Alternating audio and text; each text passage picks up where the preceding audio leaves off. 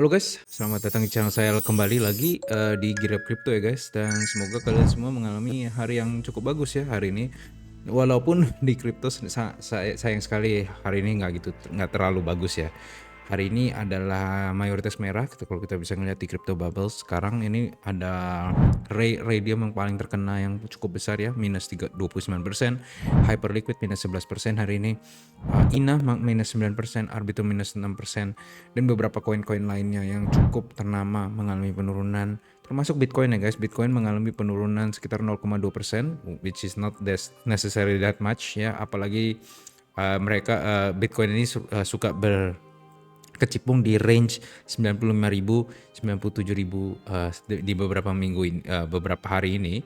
Jadi ini sebenarnya not really a bad day for Bitcoin. Makanya ini kenapa saya selalu bilang tetap mayoritas tuh di Bitcoin guys ya, kan, atau di safe asset ya, karena kayak gini guys, bahwa ada hari-hari kayak gini dimana Bitcoin tetap menjaga posisinya walaupun altcoin yang lain mengalami penurunan ya.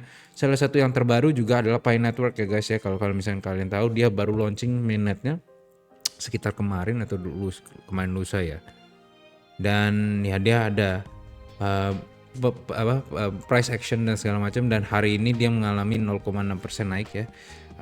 Dan kalau kita bisa ngelihat dari hari-hari kemarin, itu dia dari 1,3an dolar ke 1,6 yang paling tinggi hari ini. Jadi overall sih masih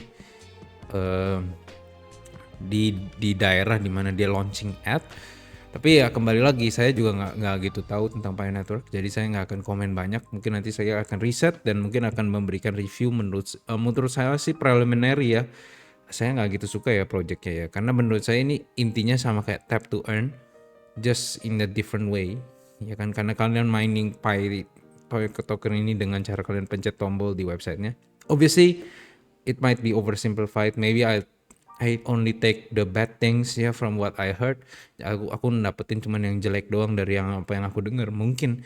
Makanya kan saya nggak akan melakukan keputusan atau menjelaskan pandanganku terhadap Pi Network ini tanpa aku melakukan riset yang lebih dalam ya ke dalam projectnya. Dan yang salah satu yang lain adalah Raydium ya, ada Hyperliquid ya guys. Hyperliquid dari kemarin-kemarin juga udah mengalami kenaikan yang cukup signifikan. Jadi sebenarnya untuk hari ini kalau misalnya cuma minus 12% doang, menurut saya sih ini masih masuk akal ke dalam price correction ya. Apakah ini akan minus terus, kita masih belum tahu ya. Jadi makanya sebenarnya menurutku, kembali lagi, aku ngomong ini berkali-kali, dan ini non financial advice by the way, aku cuma edukasi doang, dan ini apa yang aku lakukan. Kalau kalian nggak setuju ya terserah kalian ya guys ya. Cuman saya ngerasa kalau kalian nggak megang Bitcoin sama sekali, itu adalah kesalahan yang besar guys. Kalau kalian mau all in di dalam crypto ya kan. Kalau kalian ada investment yang lain, misalkan properti gitu, atau saham atau obligasi pemerintah gitu, atau gimana, mungkin nggak apa-apa kalian nggak perlu Bitcoin, karena intinya kerjanya sama aja kan, untuk sebagai safety asset. Tapi kalau kalian purely crypto investmentnya, mending jangan kalau nggak ada Bitcoin guys ya. Coba kalian pikir-pikir, apakah risk yang kalian pungut itu, yang kalian pikul itu worth it gak ke rewardnya. Karena kalau kita bisa ngeliat chart di trading view ya, kita di chart lihat trading view, banyak altcoin tuh mengalami bleeding terhadap Bitcoin guys. Jadi artinya, again, as I already told you in another video, kalau kamu ngeliat token kamu itu terhadap Bitcoin mengalami penurunan ya, seperti let's say Degen BTC di sini, terus IMX BTC, kalian bisa lihat chartnya turun terus, Kaspa BTC, atau yang mungkin koin-koin yang kalian tahu lah, Aptos, terus Arbitrum, kalian lihat chartnya sendiri, itu mengalami penurunan. Itu artinya kalian udah risk lebih besar dari Bitcoin, kalian dapat rewardnya lebih kecil dari Bitcoin. Karena kalau kayak gitu menandakan bahwa Bitcoin tuh naiknya lebih tinggi dari altcoin, atau altcoin turunnya lebih dalam daripada Bitcoin guys. Ini kalau valuation Bitcoin ya. Jadi artinya apa? Kalau at this point, if you look at a token chart, dia kayak gini, mending kalian megang Bitcoin daripada megang ini gitu loh ya. Nah, ada beberapa altcoin yang enggak, dia melawan market. marketnya, trend market. Salah satunya adalah Om Mantra. Kalian bisa ngeliat chartnya, gila ya, parabolik di dalam Bitcoin valuation-nya. Lalu ada beberapa seperti tadi yang saya sekilas kalian mungkin lihat. Ave ngeliat, kalian bisa ngeliat nih higher low semua nih, trend uptrend semua nih. Mungkin lah sekarang lagi turun, tapi cenderung dia itu naik guys. Di compare tuh let's say Arbitrum, kalian bisa lihat ini turun terus nih.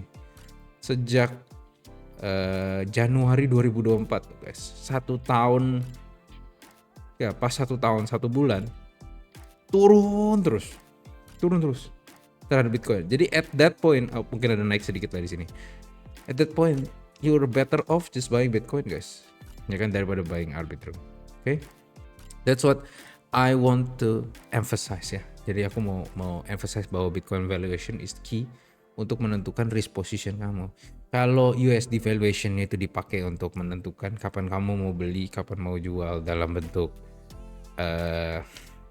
maksudnya dalam bentuk US dollar, Bitcoin itu lebih tepatnya buat Bitcoin valuation itu lebih tepatnya buat opportunity cost, di mana kamu mau menempatkan kapital kamu gitu loh. Kalau misalnya kalian mau masukin ke koin yang lagi uptrend sekarang terhadap Bitcoin, itu menurutku yang lebih pinter, karena dengan gitu kamu tahu kamu take more risk but you have a better opportunity to get more return ya, atau translatannya kamu ambil lebih banyak resiko karena kan koinnya lebih kecil dari Bitcoin, tapi kamu probabilitas untuk menangnya dalam lebih banyak reward daripada kamu megang Bitcoin itu lebih masuk akal, lebih banyak daripada yang kayak downtrend gini gitu loh. Downtrend gini probabilitas dia dalam waktu dekat bisa naik dalam Bitcoin valuation-nya itu nggak nyampe 50% guys, mungkin di bawah 50%. Kalau yang kayak AV atau OM atau yang kayak koin-koin yang mengalami uptrend kayak gini, ini lebih dari 50%. Kembali lagi nggak ada yang 100% guys. Putihnya dia juga bisa turun kan dari sini ke sini. Cuman secara trend dia tuh naik. Dan kita kan never fake the trend. Jangan ngelawan trend, ya kan? Itu kalian kayak berenang ngelawan arus guys. Apakah bisa? Bisa, tapi capek dan gak nyampe kemana-mana ujung-ujungnya, ya kan? Jadi ya itulah. Lalu ada beberapa berita yang cukup menarik ya guys ya. Dan salah satunya berita yang menarik itu adalah Bybit hack ini ternyata udah ada link ke beberapa Solana meme coin scams guys. Jadi ZXBT yang mungkin kalian sudah tahu sebagai on-chain investigator ya, dia menemukan bahwa ada beberapa duit yang di Ethereum yang dicolong itu dipindahkan di bridge ke Solana guys. Ya dari wallet yang nanti saya tunjukin di editan ya. Nah di wallet ini dia dikirim ke Solana, terus dikirim ke berbagai Solana addresses, dan banyak termasuk salah satunya adalah addresses yang dicatat sebagai fraudulent meme coin seller, ya kan. Jadi salah satu orang yang ngecuan dari rug pool itu ada beberapa dari walletnya. Jadi apakah ini walletnya si Lazarus ini, itu masih dipertanyakan, tapi itu kemungkinan bisa ya kan, atau bahkan ini mungkin walletnya dikompromis oleh Lazarus. Jadi kita masih nggak tahu apakah ini walletnya Lazarus atau wallet Lazarus yang hack, wallet orang lain yang dihack sama Lazarus ya, bisa jadi. Tapi untuk sekarang kita tahu bahwa wallet yang fraudulent meme coin itu tuh sekarang dipegang kontrolnya oleh si Lazarus Group ini yang merupakan North Korean hacker ya guys ya.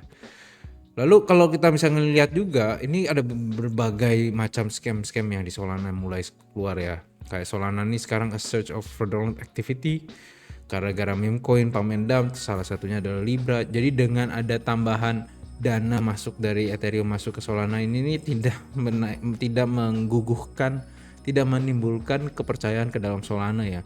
Terus sebenarnya Solana sendiri itu menurutku teknologinya bagus guys.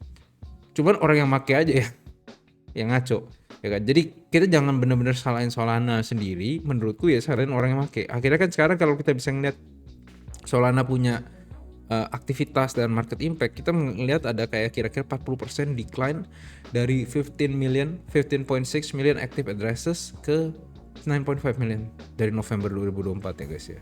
So a really massive drops. Obviously ada beberapa dari active addresses itu tuh turun sejak Desember ya guys, karena kan kita mengalami penurunan terus. Tapi malahan sebenarnya Trump meme coin kan nge-push Solana lagi naik. Jadi sebenarnya mungkin sejak Januari, sejak Trump meme coin minus banyak, Melania meme coin minus banyak, kena lagi Libra minus banyak lagi, akhirnya kita sampai di posisi sekarang di mana Solana ngetes 2024 high-nya ya guys ya, which is not good. Okay. Kalau kita misalnya ngelihat lagi, ada beberapa orang yang nge-cope ya, dia ngomong Solana tech is so good it attracted a shitload of criminals. Maybe he has some truth to his saying ya, I don't know. Terus ini Dan Crypto Trades ngomong, dan ini menurutku salah satu yang cukup bagus ya, quotes ya. Often the moment you feel like giving up on your coin is the moment you should actually be buying, and vice versa.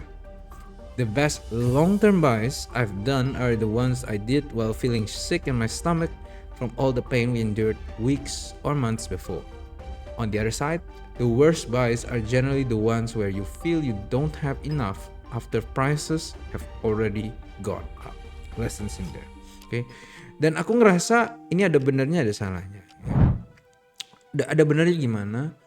For certain coins that you have already researched, yang kamu percaya conviction, yang dia ngebangun terus dan itu not shit, bukan shit tokens yang nge-shill gitu segala macam, tapi actually there is a technology behind it, there is a fundamental behind it, you can actually use this strategy. Tapi untuk meme coins, untuk scam coins, untuk project-project yang dulunya dia sebenarnya nawarin teknologi tapi sekarang udah nggak iterate lagi, nggak develop lagi, this is a how you lose all your money. Okay? Jadi kembali lagi, ini kenapa investing di crypto itu sebenarnya not for the faint of heart, bukan orang mudah guys. Ini crypto itu bukan get rich quick. Crypto itu malahan lebih parah daripada obligasi, saham segala macam, ya kan? Kalau kalian pikir di saham itu digoreng, di kripto emang kamu pikir nggak digoreng apa? Nanti sama exchange-nya sendiri digoreng, sama influencer digoreng, sama pemerintah digoreng, ya kan? Kita kan nggak tahu, di kripto tuh bener-bener dog world ya, karena rules-nya nggak gitu jelas. Jadi akhirnya banyak cara-cara yang mungkin kita nggak kepikiran, orang kreatif aja nyolong duitnya gimana caranya, ya kan? That's why the first thing you should do adalah defense. You need to build your defense, you need to build your fortress sebelum kalian bisa nyerang, ya kan? Karena fortress itu di mana logistik kalian di store. Logistik. Kalau kalian pernah ngebayangin perang itu kan, let's say perang zaman dulu. Fortress itu adalah defensive structure, ya kan? Untuk attacking opponents, misalkan prajurit musuh, untuk nyerang fortress dia butuh lebih banyak daripada defender yang misalkan defending troopsnya berapa, 5.000 orang, attacking troopsnya harus kayak berpuluh ribu. Kenapa? Karena satu, defending troops have the high ground.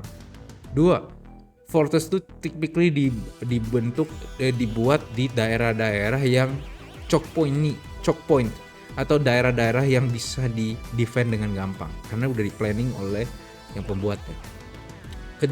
Ketiga, dia ada tembok gede, ya kan? Dan zaman dulu kan belum ada trebuchet, belum ada cannons, belum ada tank. Jadi kan ujung-ujungnya orang harus manjat guys ya, pakai tangga. Keempat, biasanya dinyalain lampu banyak. Kalau malam-malam pun diserang, lampu banyak. Dan terakhir itu dia nggak capek guys, dia belum capek karena dia tidurnya ya di fortress itu, ya kan? Sedangkan yang attacking troops kan dia harus bawa armornya, dia harus jalan jauh, dia harus mungkin kehujanan, tinggal di tenda, makanan nggak enak, tuh gimana, ya kan? Mana zaman dulu kan perang itu logistiknya juga benar-benar susah guys. Nanti ada kuda lah yang bawa, kereta gerbong lah, segala macam. Sedangkan Fortress udah di stockpile di dalam lumbungnya. Jadi ujung-ujungnya that's why in the perang pun di dalam kripto kan juga sebenarnya perang ya. Kita ngelakuin perang secara mental, secara investing. Oke. Itu adalah kompetisi, itu adalah perang. Selalu kita harus make your defensive play first. You need to make your SOP. Ya, defensive play ini sebagai dasar di mana kamu membangun attacking strategy. Oke. Nanti troops kamu itu keluar dari fortress kamu ini. Ya, maksudnya gimana kalau dianalogikan ke dalam kripto ya, ditranslate lah analoginya. Misalkan kalian pegang Bitcoin. Terus oke, ini kelihatannya Bitcoin ini kelihatannya masa untuk kita menyerang guys. Mungkin ada berita bagus, berita apa, berarti kita bisa keluar dari fortress ini. Oke, kita nggak keluarin semua kan. Kalau kalian ingat di fortress itu ada tentara, pasti harus ada tentara yang tetap jaga di fortress ini. Kalau nggak diserang dong. Jadi tetap ada yang jaga. Terus mungkin dikeluarin 200 dari orang ini, jumlah orang itu 200 dari 5.000 let's say, keluar untuk scouting, mungkin keluar untuk cari-cari cari-cari musuh-musuhnya untuk di ambush, atau mungkin cari more stockpile food ya, untuk in case kalau misalkan di siege lagi. Kan itu kan sebenarnya sama aja kayak oke, Bitcoinnya ada beberapa yang dijual, dibeli koin yang kecil-kecil sebagai scouting, sebagai extra play, tapi tetap mayoritas tetap defensif guys. That's how I interpret investing, dan menurutku ini yang paling sustainable. Oke, ini nggak akan naik jauh guys. Ini bukan kayak orang tuh langsung boom 10x, boom 100x, boom berapa x. Dan kemungkinan apalagi kalau kalian baru masuk sekarang, mungkin maksimal itu paling 4x total portfolio kalian kalau kalian pakai strategi kayak gini. Tapi if you think about it, 4x setiap 4 tahun, that's massive.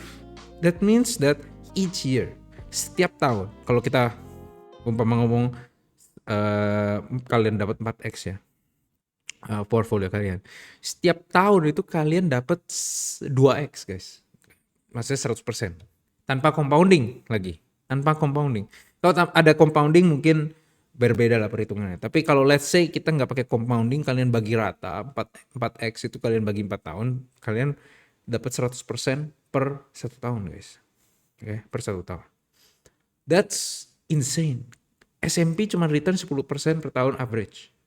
Dow Jones atau Nasdaq lah let's say 14%. Mana ada aset kelas yang bisa 100% per tahun di rata-rata. Kan? Cuman kripto doang. Oke. Nah, kembali lagi, apakah 4x itu kalau kalian DCA itu bisa 4x? Sebenarnya mungkin enggak ya. Tapi dan 4x ini tuh adalah angka ekstrim sebenarnya. Kalian harus tahu riset, kalian harus pilih koin yang benar, kalian harus transisi yang benar, dan cenderung bahkan aku aja nggak yakin aku bisa 4x my portfolio gitu loh. Kalau per koin 4x itu bisa gampang. Masalahnya kan kita karena main defensive play, mayoritas kita kan tetap mainnya yang aman-aman aja gitu loh. Dia nggak mungkin tuh 4x lah dalam waktu dekat, ya kan. Jadi apakah aku ngerasa kan Bitcoin let's say ke 150 160 itu mungkin mentoknya guys. Mungkin mentok-mentok 200 lah, tapi nggak akan bisa lebih tinggi dari itu menurutku. Jadi ujung-ujungnya masih abis ini masih kayak cuma ada 50% lagi gain bagi Bitcoin. Ethereum mungkin bisa lah ke 10.000 segala macam, ya kan. Tapi kan ujung-ujungnya apa? Mereka ngangkatnya persenannya lebih dikit daripada Bitcoin dalam bentuk portfolio as a whole. Ujung-ujungnya paling portfolio kamu naiknya 3 kali, 2 kali lebih. Tapi bersyukurlah bahwa itu sebenarnya udah banyak banget, dan orang malah minta persenan sebesar itu gitu loh guys ya. Ini kan kenapa juga ada beberapa orang ngomong sekarang bahwa sebenarnya kalau kalian misalkan di bawah 100 juta ya guys uangnya, sebenarnya investing itu kalian cuman protect your wealth, atau kayak membangun sifat-sifat belajar, sifat-sifat how you think about the world, oke? Bukan buat dapetin duit. Kenapa? Karena untuk di bawah 100 juta untuk kayak let's say 1 M lebih untuk dari 100 juta itu susah sekali.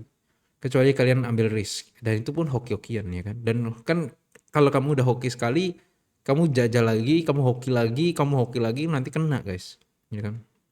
Jadi ujung-ujungnya sebenarnya slow is steady, steady is fast, ya kan.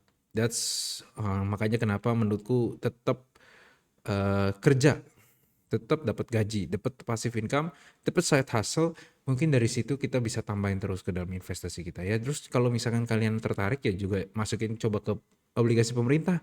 Obligasi pemerintah sekarang lumayan bagus guys, ya kan. Cuman bagi saya kan saya ada waktu untuk riset kripto. Jadi menurut saya masukin kripto lebih masuk akal bagi saya. Tapi kalau misalkan kalian nggak ada waktu, kalian cuman dengerin video-video kayak gini, kalian investasi, itu menurutku coba salah satunya adalah coba cek obligasi pemerintah Indonesia, ya kan? Lumayan tuh guys. Apalagi sekarang kan Prabowo lagi butuh buat makan siang gratis ya, sampai apa? Kalau nggak salah saya dengar budget pemeliharaan jalanan aja dipotong, ya kan? Terus PPN mau dinaikin itu kan ke 12% segala macam. Dan itu akan pelan-pelan dilakukan lah. Kalian mungkin sekarang kan ditolak, tapi lama-lama juga dilakuin karena nggak ada duit. Nah, untuk kayak gitu kan pasti surat hutang berharga atau surat hutang negara, obligasi pemerintah, itu pasti dibutuhkan. Jadi bunganya biasanya lebih tinggi pasti, ya kan?